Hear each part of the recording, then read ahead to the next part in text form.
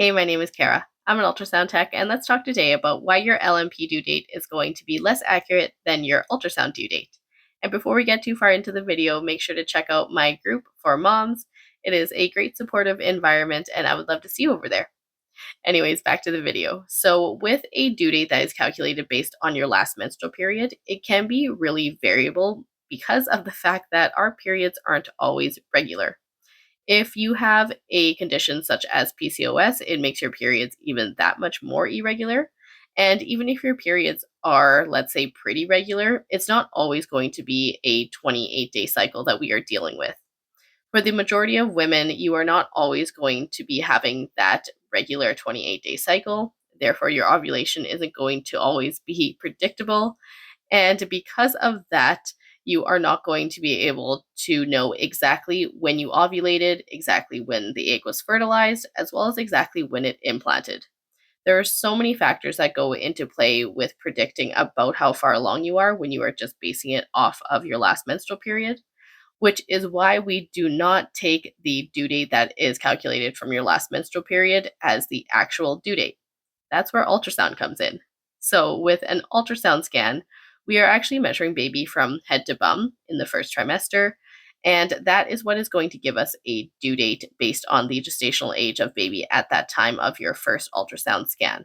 So, you can see here in this ultrasound picture of this baby in the first trimester. This scan is measuring baby from head to bum, getting a crown rump length is what we call it. So the measurement from baby's head to baby's bum. And that is the measurement that you see with the caliper on the baby's head, which is over on this side of the screen, and then baby's bum is up over here. And based on that measurement, it is going to calculate a gestational age for baby.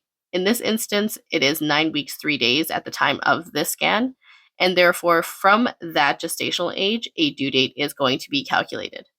Because this is a more quantitative number, as in we are measuring baby from head to bum and therefore getting a gestational age, the due date in this instance, or just in all instances of having a ultrasound due date versus a LMP due date, the ultrasound due date is definitely going to be more of an accurate estimation as to when baby is going to come, because we actually have factors that we can see on the screen here. They're actual numbers that we have calculated, and we are able then to better predict a due date from. It's definitely important to note, though, that the estimated due date is called an estimation for a reason. It's going to be a ballpark of when we think baby is going to be born. Definitely not saying that baby won't come then on the estimated due date based on your last period. That can definitely happen as well.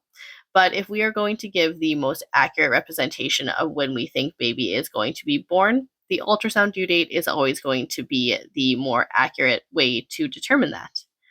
Also, it is important to note that we still do find the LMP important because we are trying to figure out when we should be booking that first ultrasound.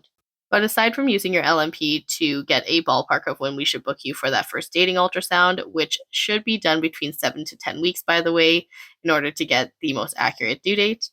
Other than that, though, after we go ahead and book that first ultrasound and get a due date from there, your LMP really isn't taken into account otherwise in the pregnancy. So it is definitely good to know when your last menstrual period was, but do not go ahead and take that as the most accurate due date that is based on your last menstrual period. That is definitely not the case. You are always going to go by that first ultrasound that is after 7 weeks to get the most accurate due date.